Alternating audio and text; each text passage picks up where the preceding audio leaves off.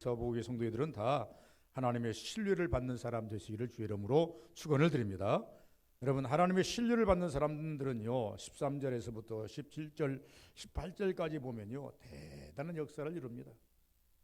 여러분들이 하나님의 신뢰를 받는다면 나만 일으키는 것이 아니라 주변도 일으킵니다. 여러분, 그게 참 중요한 거예요. 하나님의 신뢰를 받는다면 나만 일으키는 게 아니라 내 주변도 일으킨다, 내 가정도 일으킨다, 내 어떤 여건도 다 일으킨다. 그래서 우리가 참 하나님께 신뢰받는 것이 얼마나 중요한지 몰라요. 그래서 제가 설교를 하면서 혹은 많은 제목도 했습니다만 하나님께 잘 보이기, 하나님께 잘 보이기, 하나님께 내 마음 보이기, 하나님께 내 정성 보이기, 하나님께 내 기도 제목 보이기, 하나님 앞에 내 충성 보이기, 이런 것들이 전부 다 모아져서 하나님께서 종합적으로 우리를 갖다가 어떻습니까? 신뢰를 합니다.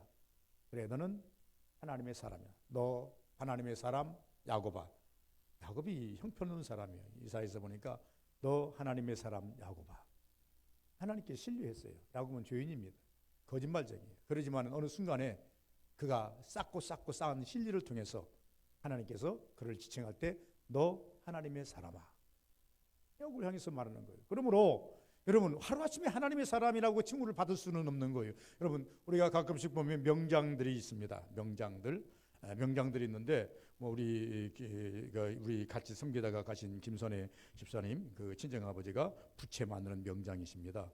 그래서 그 명장이 만든 부채를 내가 선물로 주어서 하나를 가지고 있고 큰 걸 가지고 있는데 아주 귀하게 가지고 있습니다. 그래서 이게 붙이려다가 보니까 자꾸 떨어져요. 그래서 그냥 가만히 접어서 가만 놔뒀습니다. 명장이 만든 것이기 때문에. 근데 그분이 명장의 칭호를 받기까지는 1년, 2년이 아니라 아주 어렸을 때부터 4, 50년 동안 부채만 만든 거예요. 부채만 만들다 보니까 이제 그 부채를 만들면서 조금씩 노하우가 축적돼요. 다른 사람이 따라올 수 없는, 다른 사람이 흉내낼 수 없는 자기만의 독특한 작품이 나오는 거예요. 그것을 가리켜서 이 사람이 만든 것은 누구도 흉내낼 수 없다. 그래서 정부에서 그것을 가리켜 명장이라는 칭호를 주고 어제 그 명장을 통해서 후학들을 또 만들어내려고 하는 것이 오늘날 명장 제도예요. 제가 이렇게 장황하게 이야기하느냐 그러면 여러분, 하루아침 명장이 되는 것이 아니라 우리 신앙인도 마찬가지입니다. 야곱아, 너 하나님의 사람 야곱아. 야곱이 어느 날 순간부터 하나님이 신뢰받는 사람이 아니었어요. 근데 너 하나님의 사람으로 변형됐던 이유는 무엇이냐? 조금씩 신뢰를 쌓아가면서 열어가면서 어느 순간에 하나님께서 그만큼은 됐다. 우리 신앙이라는 것이 하루아침에 하나님의 사람으로 확 쓰는 것은 아니라고 봐요.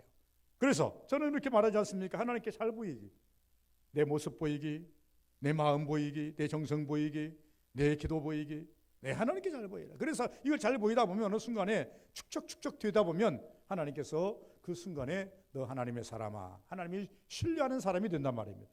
하나님이 신뢰하는 사람은 오늘 이 본문 속에서 나타난 이후에 나타난 13절에서 18절 말씀까지 대단한 역사를 이루어요. 하나님의 신뢰하는 사람 속에서 핵심되는 이름 하나가 딱 나오는데 누굽니까?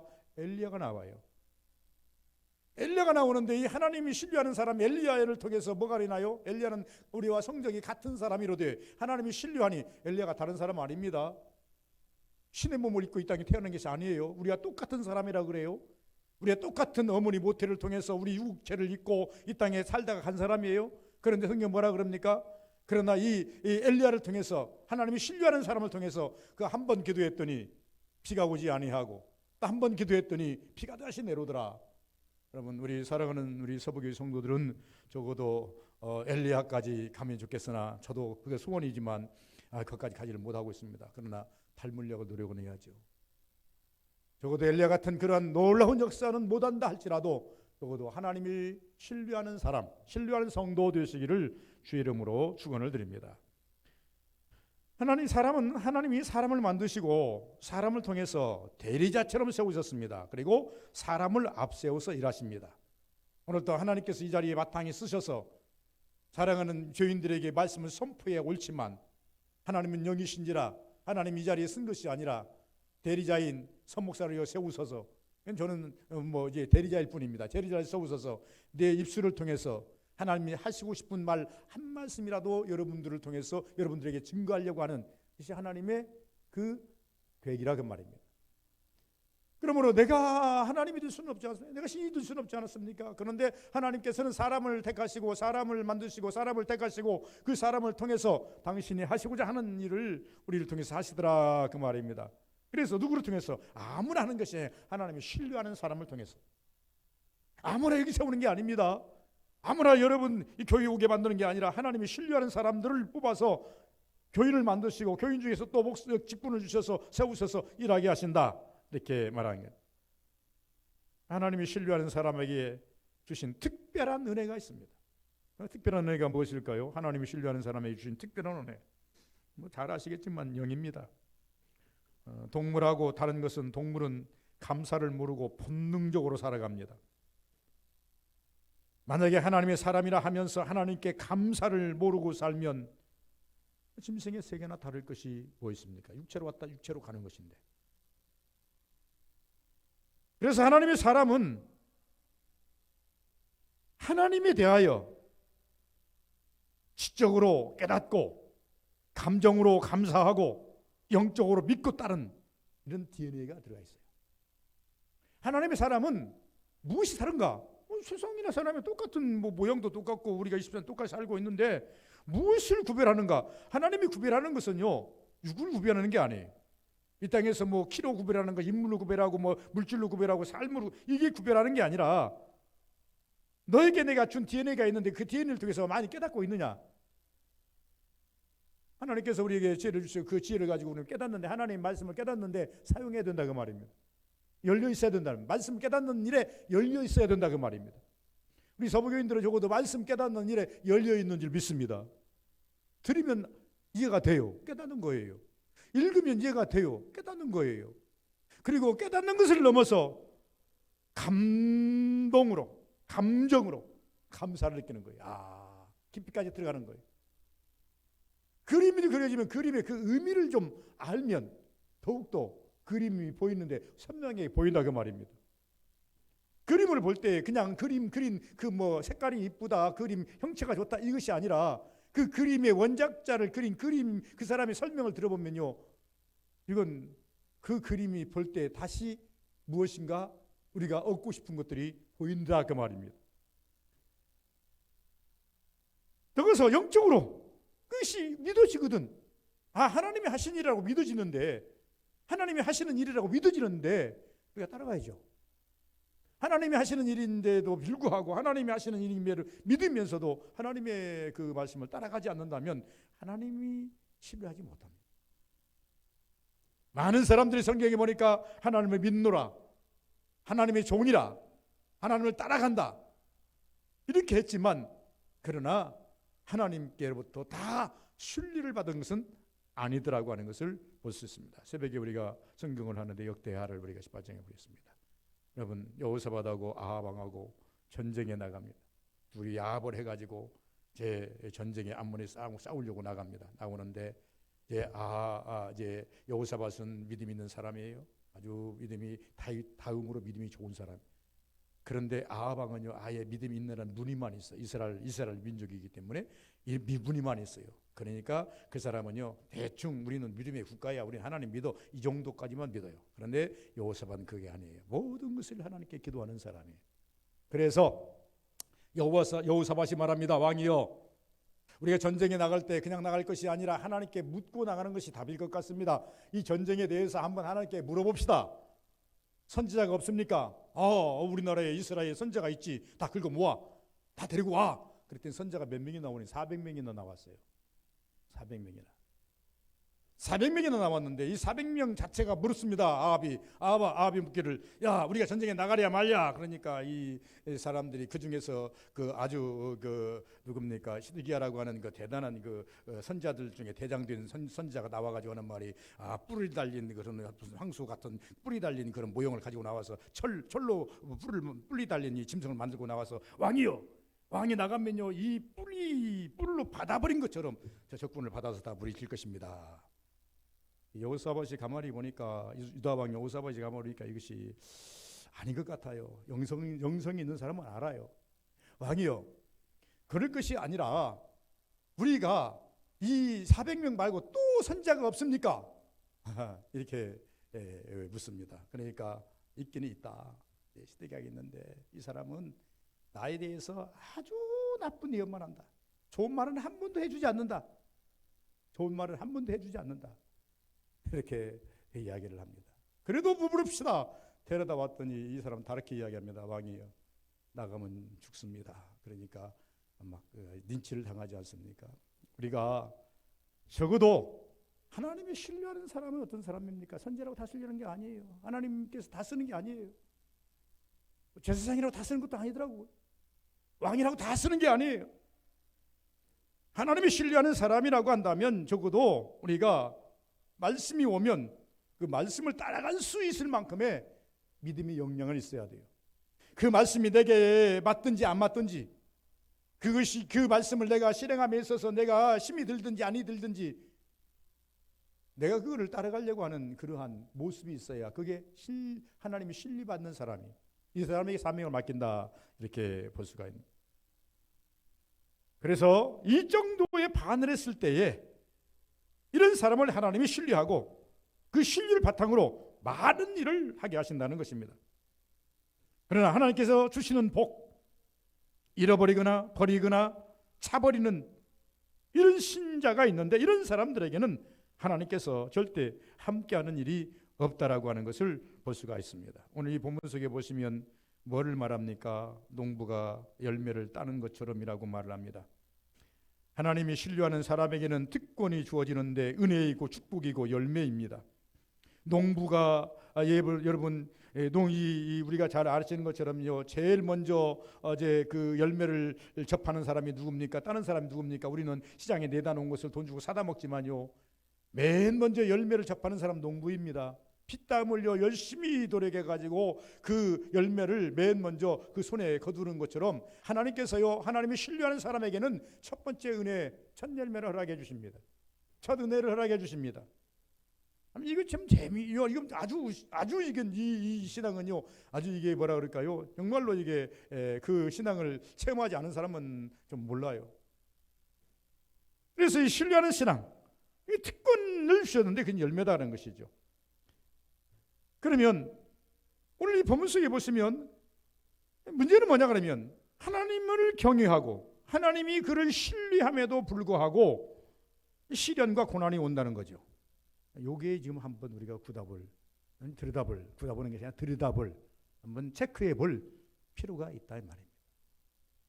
우리는 가끔씩 환상에 삽니다. 내가 하나님 믿으면, 하나님 형통케 하면 내게는 아무 문제가 없으리라, 나에는 아무 근심이 없으리라, 만사 형통하리라, 찬송도 그러니까 만사 형통하리라, 이렇게 생각할 때가 너무나 많이 있습니다. 그러나 우리가 사는 현실에는 그런 게 아니에요. 다 와요. 여러분, 어저께도 어떤 총부총장이 전화가 왔어요. 그랬더니 지금 어떻게 계십니까? 그랬더니 내가 지금 코로나로 걸려가지고 자가격리 중에 있습니다. 그러면서 우리 도의 어떤 분에 대해서 묻기도 하고 그래요. 피해갈 수 없어요. 누가 피해갑니까? 니실고를 피해갈 수 있습니까? 환난을 피해갈 수 있습니까? 만약 이 땅에 기근이 온다면 기근을 피해갈 수 있습니까? 우크라이나 보십시오. 전쟁이 오니까 전쟁을 피해갈 수 있습니까? 전쟁 원치 않지만 전쟁이 일어나니까 전부 다 피난길을 떠나야 되고, 원치 않지만 살상이 일어나서 많이 죽어야 되고, 피해갈 수 없는 거예요. 거기에는 믿는 사람이 없겠습니까? 다 있어요. 어마어마하게 많다고 말입니다. 그럼 이 고난의 중심에 우리가 생각이 쓸 때가 있는데, 이 고난은 언제나 사단이 개입하고 있다는 것입니다. 작은 일로 끝날 것 같은데 일이 커지는 경우가 있습니다. 우리가 성경의 예를 한번 따라가 보십시다. 욥이라는 사람 잘 알잖아요. 세상이 부러워하는 거 다 가지고 있습니다. 세상 사람들이 믿는 성도들도 부러워하는 거 다 가지고 있습니다. 심지어 성경에 우리가 사단도 부러워하는 거 다 가지고 있습니다. 그러면 하나님을 잘 믿는 욥이라고 해서 시험할 난, 낙심, 이런 일들이 다가오지 않는다면 얼마나 좋겠는가. 우리가 하나님을 잘 믿는 우리 신앙인에게 이런 일들이 다가오지 않는다면 얼마나 좋겠는가. 그런데 성경에 왜 이렇게 욥 같은 사람도 시험을 당했다라고 하는 것을 깊이 이렇게 놓았는가. 이 말씀은 한마디로 말해서 이 읽는 자는 듣는 성도들은, 읽는 성도들은 준비하고 긴장하고 살자는 것입니다. 그래서 성경 읽으면서요, 때로는 이제 복 받은 사람을 보면요 부럽습니다. 그러면요 그 복을 받기 위해서 우리도 하나님께 구하는 것이 답이고, 성경에 보니까 어려움이 있는 것을 보면서 이렇게 이런 사람도 어려움을 당하니 나도 이런 환난을 대비해서 우리가 준비해야 되겠구나 라고 여러분 준비하는 것이 좋겠다 그렇습니다. 더 큰 예를 듣는다고 한다면 아브라함을 한번 보십시다. 아브라함이 복의 근원 아닙니까? 그럼에도 불구하고 아브라함에게 찾아온 여러 가지의 그 시험거리들이 있습니다. 기근이 찾아옵니다. 환난이 찾아옵니다. 그리고 난 다음에 애굽으로 피난해야 할 수밖에 없는 환경이 찾아옵니다. 아내 문제로 말미암아 고민할 수밖에 없는 문제가 찾아옵니다. 자식이 없음으로 말미암아 이제 고민할 수밖에 없는 문제가 찾아옵니다. 가만히 보니까요, 아브라함이 살다가 죽는 날까지 고민 없는 시대가 별로 없었어요. 하나님께서 갈대아 우르에 있을 때 너는 떠나, 아비 집을 떠나, 갈대아 우르를 떠나라 이렇게 명령받은 그날부터요, 하나님 앞에 가는 그날까지요, 수없는 어려움이 그를 찾아오고 있습니다. 이걸 어떻게 극복하느냐? 이것이 이제 신앙인의 모습이 면면이 이제 새로워지는 것 아니겠습니까? 우리가 잘 아시는 대로 아브라함, 이삭, 야곱, 요셉 전부 다 이게 믿음의 조상의 뿌리입니다. 근원입니다. 근원인데 이삭도 마찬가지요. 이삭이요, 아버지의 배반은 아버지가 자기를 죽이겠다는 것. 그리고 더 나가서 야곱이 자기를 속여버립니다. 속임을 받습니다. 이 야곱도 이것 때문에 얼마나 고민스러운지 몰라요. 한 가족 원팀을 이뤄서 가서 살아야 할 한 가족이 적어도 이것 때문에 야곱과 에서가 헤어져야 되고 떨어져야 되고 이런 아픔이 있다 그 말입니다. 야곱은 이제 외유인가요? 야곱도 마찬가지입니다. 야곱도 하나님이 선택은 받았지만은 모태부터 선택을 받았다고 하지만 아버지의 미움을 삽니다. 형을 좋아하고 둘째를 별로 좋아하지 않습니다. 형이 칼이 그를 기다리고 있습니다. 삼촌은 그를 10번이나 그를 어떻게 합니까? 이제 속여버립니다. 그리고 아들 문제로 바람잘 날이 없습니다. 요셉은 어떤가요? 요셉은요, 그렇게 잘 나가던 그가, 아버지의 사랑을 받고 채색 옷을 입고 특별히 살던 그가 17살에 죽음 직전까지 갔다가 겨우 구름통에서 뛰어나와가지고 애굽에 팔려가는, 그리고 13년 동안이나 엄청난 비극 속에서 살아가는 그런 모습을 겪고 있더라 그 말입니다. 그러면 이들을 가르쳐서 전부 다 의인이라 그러고, 이들을 가르쳐서 전부 다 복 있는 사람이라 그럽니다. 그러면 이들은 이것을 어떻게 극복했는가? 이것이 중요한 거예요. 다 당해요. 믿음의 조상이라고 하는 아브라함부터 시작해서 이삭, 야곱, 요셉까지, 모세는 안 그렇습니까? 모든 사람들이 다 세상 사람들이 겪는 그 고치보다 더 겪을 수도 있고, 더 환난이 올 수도 있고, 더 힘든 일이 있을 수도 있어요. 그런데 열매를 딴다 그랬죠? 열매를 보십시다. 그들의 마지막 열매는 무엇입니까? 하나님께 영광이에요. 그들의 마지막 열매는 하나님께 축복입니다. 그런데 그 열매 따는 과정을 보셔야 돼요. 이 열매 따는 과정을 보시면 이들이 얼마나 부단히 하나님 앞에 신뢰를 쌓아갔는가, 그 환난 속에서, 그 어려움 속에서, 그 낙심 속에서 얼마나 하나님의 관계성, 하나님께 신뢰를 쌓아갔는가, 이게 그들에게 주어진 마지막 열매, 산물이에요. 그래서 하나님이 신뢰하는 사람이 됐다는 그 말입니다. 적어도 우리 서부교인들은 모두가 다 하나님이 신뢰하는 사람 되시기를, 신자 되시기를 주의 이름으로 축원을 드립니다. 다시 말씀드리면 위대한 신앙이라고 해서 하나님은 시험과 환난을 면책해 주시거나 그러지 않는다 그 말입니다. 도리어 시험과 환난을 통해서 얼마나 하나님을 의지하는가 보고, 그리고 그 사람을 신뢰한다. 우리는 본질상 아담의 자녀로서 타락성이 있습니다. 불순종의 모습이 우리 속에 배어 있습니다. 뼛속까지 배어 있습니다. 우리 영혼에는요, 말만 부정하려고 그러고 부인하려고 그러고 자꾸 회피하려고 그러고, 조금 좋으면 막 교만해져 버리고, 이것이요 죄의 타락성 속에 들어있는, 우리 뼛속에 들어있는 이 죄성이라 그렇게 볼 수가, 아담으로부터 물려받던 죄성입니다. 그래서 이것이 깨지지 않고는 하나님이 도저히 쓸 수가 없다 그렇습니다. 그래서 성경에 보니까 교만이 깨지고 자아가 깨지고, 이 자아가 깨지고 교만이 깨질 때가 언제인가? 그것은 내가 심히 작아 보일 때, 무력해 보일 때, 하나님을 의지하게 되더라고요. 하나님을 의지하게 됩니다. 그래서 이사야서 55장 6절에 7절에 보니까 하나님이 악하게 보시는 이유를 딱 두 가지로 나눠 놨습니다. 제가 이 이사야서 55장 6절 7절을 보면서 딱 이 두 가지로 발견한 것인데, 이 어려움이 왔던 이유, 하나님을 찾지 않아서. 무엇이 하나님을 찾지 못하겠는가? 교만인가? 자만인가? 무엇이 하나님을 찾지 못하겠는가? 성공인가?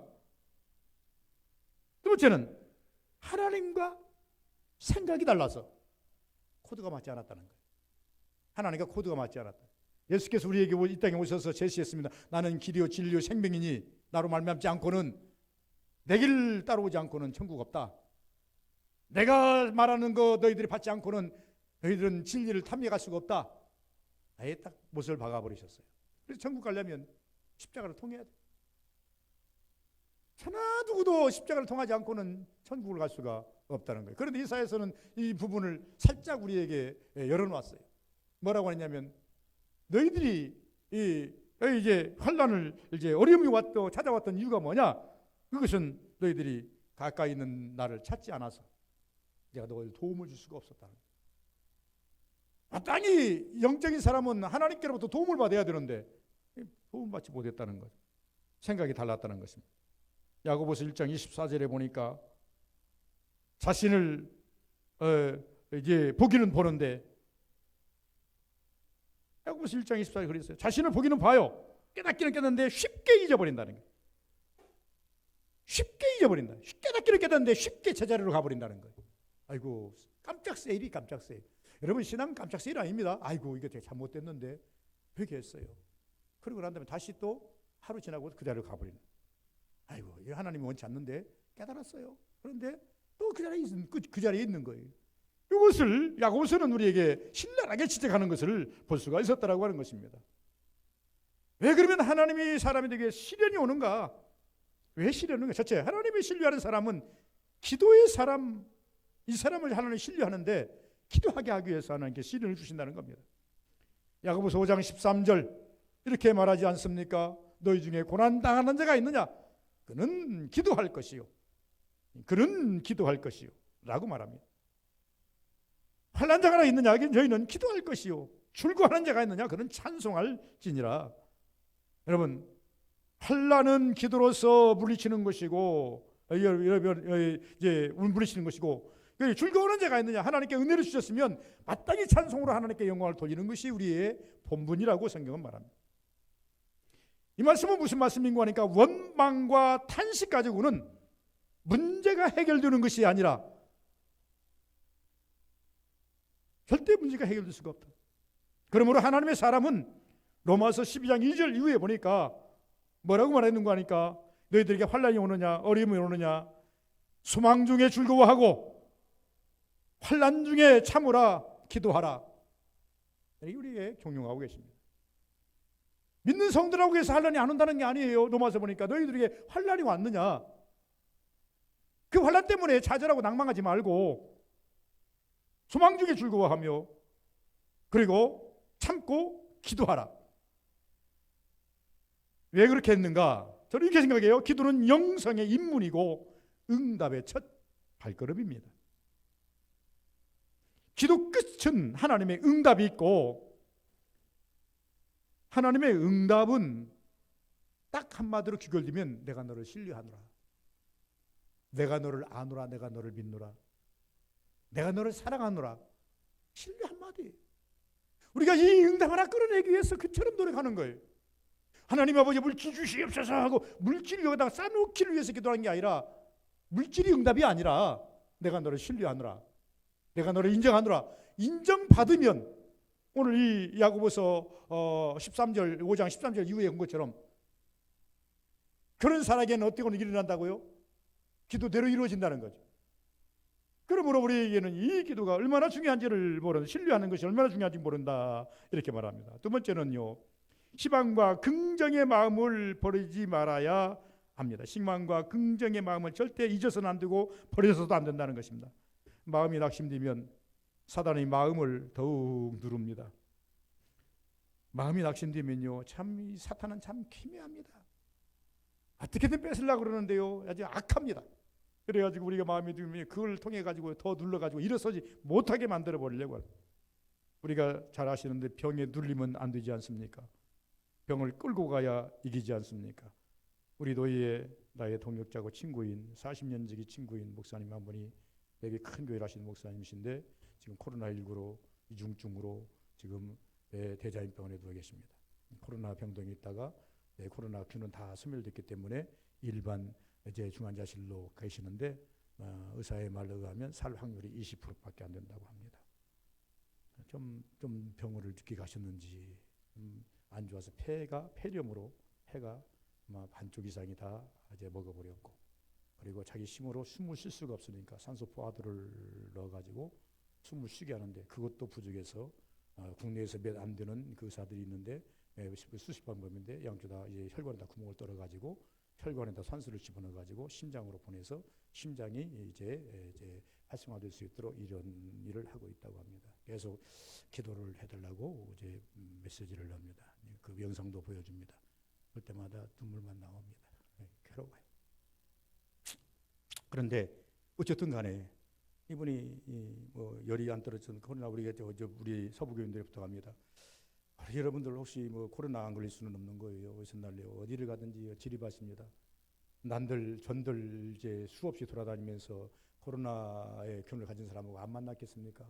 그러나 지금까지도 버티는 것은 하나님의 은혜라 생각하고, 또 어찌도 못하면 또 없는 사람들도 있지만 또 쉽게 낫는 사람도 많이 있고, 어떤 사람은 중환자실에 들어간 사람도 많이 있어요.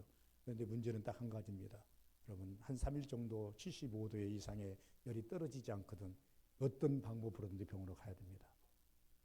어떤 방법으로 병원에 가야 돼요. 그래서 엊그저께는 누가 하냐면 어떤 분이 나한테 전화가 왔어요. 부총장이 전화가 왔어요. 우리 목사님이 근황을 물으면서 어떻게 했냐. 나도 지금 격리 중에 있습니다. 목사님도 열이 많으면 빨리 병원에 가세요. 했더니 나는요, 우리 사모가 같이 지금 격리 중에서 지금 병을 갖고 있는데 열은 하나도 없어요. 아무 이상은 없어요. 그러시면요, 다행입니다. 그러나 만약에 열이 35도 이상 올라가거든 이유를 막느라고 병원을 가셔야 됩니다. 왜? 무한 폐렴이라고 그랬잖아요. 코로나는 폐를 공격합니다. 폐를 공격해요. 그래서 좀 폐혈증으로 죽어요. 이게 왜 폐렴으로 죽습니까? 이중증으로 죽는 사람들은 전부 다 폐렴으로 죽습니다. 이걸 폐를 공격한단 말이에요. 무서운 것 아니겠어요?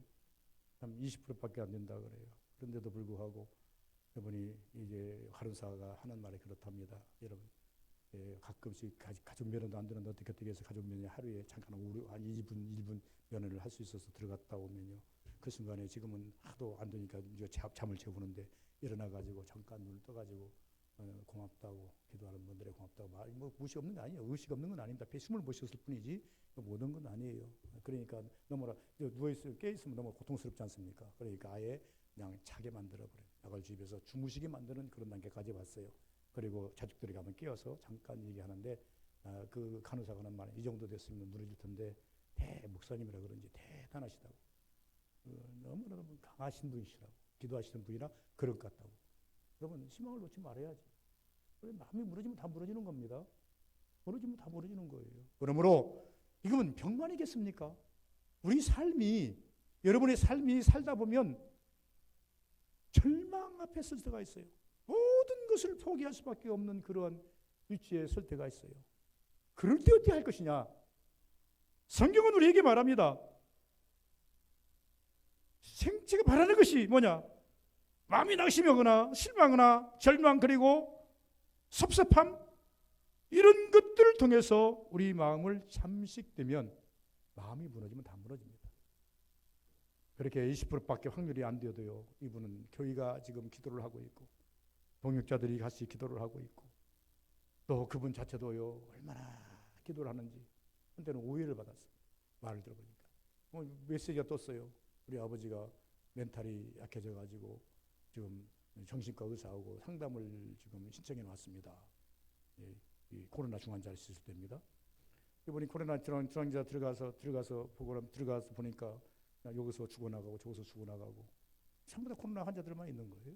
죽어나가고 얼마나 힘들겠는가. 그러니까 뭐 그 환자들 그 안에 들어가 본들 의사 간호사들이 붙어 있는 것도 아니고 시간 되면 와서 체크하고 이 환자 입장에서 보면 죽었나 살았나 체크하는 것밖에 안 되는 거예요. 열 떨어졌나 안 떨어졌나, 상태 산소 파도는 어떻게 되나 이것만 체크하고 가는 것 아니겠어요. 방호복 입고 와가지고 뭐 이것만 보는 것 아니겠어요. 근데 이 목사님이 이제 그냥 이제 돌아 누워가지고 막 소리를 지르니까 사람들이 그 옆에 같이 환자라고 집에 입에 있던 사람들은 아, 저 목사님이 저 환자가 실성했나 보다 이렇게 가지고 또뭐 이제 과도사들이 이야기를 했던가 봐요. 근데 나중에 울반병동 왔을 때 하는 말이, 내가 목사인데 내가 그 정도 사람이 옆에 죽어나간다고 수 없는 사람을 내가 장례를 치렀는데 그 죽음 때문에 내가 멘탈이 무너지겠는가. 나도 답답해서 나는 하나님께 2시간 3시간 동안 벽을 향해서 기도했다는 거예요. 사람들은 오해하죠. 여러분, 왜 목사입니까? 왜 신앙입니까? 죽음이 두려운 게 아니에요. 그것이 무서운 게 아니에요. 저도 가끔씩 생각해 봅니다. 죽음이 무서운 게 아니에요. 죽음이 어차피 뭐 좀 젊은 날에 죽든 늙어 죽든 하나님께서 부르시면 가야 되는 거 아니겠습니까? 죽음이 무서운 게 아니에요. 하나님의 영이 내가 함께 하느냐 안 하느냐, 이것이 문제인 거예요. 이거 무너지면 끝나는 거예요. 이거 무너지면 여러분 다 놓아야 돼요. 하나님이 나와 함께 하지 않는다, 하나님이 너를 버렸다, 이 가붓. 여러분 잘 아시는 것처럼 사무엘 상에 보니까 뭐라 그럽니까? 엘리 제사장의 며느리가 뭐라 그래요? 이가붓 하는 말씀, 하나님 우리가 정말 떠났다 정신줄 놓으니까 그도 죽어버리잖아요. 그 사람 안 죽어도 될 사람이에요. 그러니까 난사는 했지만 안 죽어도 될 사람이에요. 나 아들 낳다 그러니까 그것도 상관없어요. 하나님이 우리가 정 떠났어. 멘탈이 무너져 버린 거예요. 하나님이 떠난 이스라엘, 하나님이 떠난 가정, 무슨 의미가 있겠냐 그 말이에요. 목사에게서 최고의 멘탈은 하나님이 죽어가는 순간에도 함께 하신다고 한다면요, 기쁨으로 하나님께 갈 수 있어요. 그러나 아무리 좋아도 하나님이 내게서 떠났다고 한다면 그것은요 절망 가운데 살 수밖에 없는 거예요. 그러면서 대단한 멘탈입니다라고 이야기하는 것을 우리가 볼 수가 있었다 그 말입니다. 그래서 우리는 잠식당하지 않아야 돼요. 어떠한 마음의 낙심, 실망, 절망, 섭섭함 이런 것들을 통해서 계속 우리가 자꾸 마음이 어둠으로부터 잠식당하지 않아야 돼요. 이걸 물리쳐야 돼요. 뽑아내야 돼요. 밀어내야 돼요. 그래야 그 자리에, 죄가 물러간 자리에 성령이 임하듯이, 회개한 자리에 하나님의 영이 임하듯이, 하나님 앞에 내 모든 잡다한 생각을 다 비운 자리에 하나님의 영이 존재하듯이, 여러분 이런 걸 물어쳐야 비로소 하나님의 세미한 음성도 들을 수 있고 하나님의 주시는 세미한 환상도 볼 수 있는 거예요. 마음의 환상도 볼 수 있는 거예요. 세 번째는 말씀에 푹 빠져 사는 것이 하나님을 신뢰하는 것이고, 그런 사람을 하나님이 기뻐하십니다. 세상 말로 먹지 않는 장사 없다고 합니다. 육을 일으키는 데는 음식을 먹어야 육이 살아납니다. 공부해야 지식이 생기는 것처럼, 머리 써야 지혜가 생기는 것처럼, 영역은 말씀입니다. 말씀 위에는 우리 영혼의 힘을 주지를 못합니다. 여러분, 낙심되는 요소들을 다 몰아내는 데는 말씀을 앞세우면 제일 빠릅니다. 성경 말씀이 치료의 도구고 예방의 도구고 회복의 도구인 것을 여러분 믿으시기 바랍니다. 제가 설교를 한번 했던가요? 사선을 넘어서 철의 장막을 넘어서라는 책을 썼던 2차 대전 때에 독일 뭡니까? 소련의 그 전쟁에 포로로 잡혀갔던 분인데, 이분이 신부입니다. 신부인데 이분이 이제 포로로 잡혀갔습니다. 포로로 잡혀갔으면 할 일이 없지 않습니까? 그런데 이분이 영성이 대단한 양반이에요. 성경도 주지를 않잖아요. 그러니까 포로 생활이 길어질 것 같으니까 이분이 기도하는데, 기도는 되는데 자꾸 말씀을 까먹습니다. 그래서 말씀을 까먹지 않기 위해서 벽에다가 자기가 아는 성구를 다 적어놓습니다. 자꾸 잊어버리니까 자기가 지금까지 읽었던 성구를 다 집어넣고 아침마다 그 성구를 한 번씩 잊지 않으려고, 말씀을 잊지 않으려고, 말씀을 떠나지 않으려고 이렇게 애쓰고 애쓰면서, 그리고 극적으로 탈출을 해가지고 어느 날 자선을 씁니다. 철의 장막을 넘어서. 내가 왜 어떻게 철의 장막을 넘었는가, 이 사선을 넘었는가, 탈출을 해가지고 어떻게 여기까지 다시 복귀를 했는가라고 하는 것을 쓴, 그 사실적인 수기를 쓴 것을 보면서, 야, 그렇구나. 오늘날 우리는 뭐 청객지에 가까이 있고 스마트폰에 들어있고 하기 때문에 얼마든지 성경이라고 하는 것은 내 양식거리로, 내 영혼의 양식거리로는 아주 아주 좋지 않습니까? 우리 신학교 때는요 정말로 이 성경도 이보다 더 컸습니다. 이렇게 커가지고 성경 책도 두꺼가지고 커가지고 갖고 다니기도 힘들었어요. 그래가지고요 쪽복음이라는 게 있어요. 쪽복음 지금은 없어졌으면 쪽복음 예 복음서만 마테마가 누가 요한복음만 딱 하니 조퍼레님에는 조그마한 쪽복음이 있어요. 그를 가지고 다니면서 차 속에서 차 타고 갔다 왔다 해야 되니까 운전 안 하니까 버스 타면 있고 앉아서 있고 여러분 이것이 생활화되다 보니까요 말씀의 힘이 얼마나 넘치는지 몰라요. 말씀 믿는 순간 잡는 도망갑니다. 말씀 믿는 순간 그 말씀 깨닫는 순간 그냥 그 무슨 그물 얻은 것처럼 마음이 이제 그냥 콩당콩당 거리면서 이 말씀이 있었구나. 또 읽었던 말씀이지만 지난번에 놓쳤는데 왜 이번에 또 이 말씀이 내게 각인이 되네? 이렇게 하면서 이 말씀에 나를 양약이 되는 이렇게 살았다 그 말입니다. 여러분 과거에도 그렇게 사는 오늘날은요 스마트폰만 열기만 하면 어플 하나 깔아놓으면요 뭐 읽어도 줘요. 내가 안 읽어도 준다니까요. 심지어 낭낭한 그 성우 목소리로 그냥 읽는데요. 아주 그냥 은혜롭습니다. 예. 그것보다야 내 눈으로 읽으면서 그 말씀 한마디 한마디를 체크해 나간다면 얼마나 힘이 들지 모릅니다. 그래서 말씀에 푹 빠져 사는 것이 은혜다. 네 번째는 나를 위해서 기도하는 동력자를 찾아야 된다는 것입니다. 혼자는 불안하고 힘이 듭니다. 사무엘상 7장 8절로 9절에 보니까 사무엘이라는 사람이 나오죠. 백성들이 사무엘이 기도의 사람인 줄 알았어요. 용케도 알아봤어요. 사무엘은 기도의 사람이다. 그래서 백성들이 사무엘에게 요구합니다. 당신은 우리를 위하여 하나님 여호와께 쉬지 말고 기도하소서.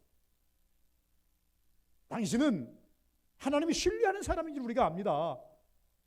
누구의 기도를 들어주겠어요? 하나님이 신뢰하는 사람의 기도는 다 들어준다고 내가 오늘 이 본문 이 야고보서 어제 그 5장 13절 이후에 18절까지 말씀을 제가 미리 말씀드렸지 않습니까? 그 속에 누가 나온다고요? 엘리야가 나온다고 그랬습니다. 엘리야는 누구 어떤 사람이 하나님이 신뢰하는 사람이라고 그랬어요. 그러니까 이 하나님이 신뢰하는 사람 이 사람의 기도를 듣고 하늘에 비도 오지 아니하고 하늘에 비가 오지 않는다는 것은요 하나님만이 할 수 있는 거예요. 이것은요 누구 인간이 할 수 있는 게 아니에요. 여러분 우리가 이번에 그 강원도 산불 보셨지 않습니까? 헬기 7, 80대가 그냥 하면 뜨면 쉼없이 갖다 물을 갖다 부숴도 불이 잡힙니까? 안 잡혀요. 잡을 수가 없어요. 그 좋은 장비로 아무리 갖다 사람을 몇천 명 투입해도 잡히가 안 잡히잖아요. 그런데 비 조금 내리니까 싹 잡히잖아요. 인간이 한계가 있어요. 인간이 이대하나 한계가 있어요. 인간이요 인공위성을 만들었으나 천국까지는 못 가요. 여러분 아무리 빨리 가도 천국까지 못 간다니까요. 인간은 한계가 있을 수밖에 없는 거예요. 이게 인간이에요. 여러분 하나님의 신뢰하는 사람은 인간의 한계를 넘어서 역사해 주신다는 겁니다. 이런 힘이 있기를 주의 이름으로 축원을 드립니다. 기도하셔서 그랬어요. 이유는 다시 한번 제가 강조합니다. 마가복음 9장 14절에 보니까 제자들에게 주신 예수님의 말씀입니다. 기도 이외에는 이루 중에 나갈 수가 없느니라. 귀신이 나가는 이유, 병이 고치는 이유, 회복되는 이유, 그리고 이적과 기적이 나타나는 이유, 기도 외에는 이런 이유가 나갈 수가 없느니라 이렇게 말씀하고 있습니다. 여러분 기적을 바라십니까? 이적을 바라십니까? 어떤 치유의 목적을 가지고 기도하시는 분들이 계십니까? 치유 목적만이 아니라 여러분이 가축면을 일으키고 사업을 일으키고 삶을 일으키고 이런 여러 가지를 일으키기를 원하십니까? 가정의 영적인 것을 일으키기를 원하십니까? 성경은 말합니다. 기도 이외에는 이런 이유가 있을 수 없느니라. 생각만 가지고는 안 된다. 네 노력만 가지고는 안 된다. 얼마나 기도할까요? 이건 기도는 열심히 해야 된다 이거 아닙니다. 오늘 이 본문 속에 야고보서 13장 5장 13절 14절 말씀입니다. 병든 자가 있느냐? 장로를 청할 것이요 기름을 받고 기도하라. 낙심은 실망은 기도를 하지 못하게 합니다. 찬송도 잃어버리게 합니다.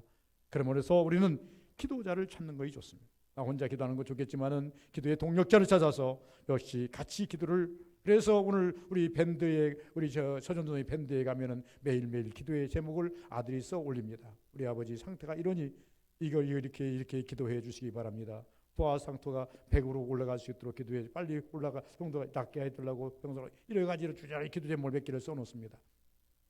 그러면 노예원들이 그것을 받아가지고 같이 기도합니다. 저도 이제 가끔씩 청년에 내려와서 엎드려 기도합니다. 주여 돌려 보내 주옵소서.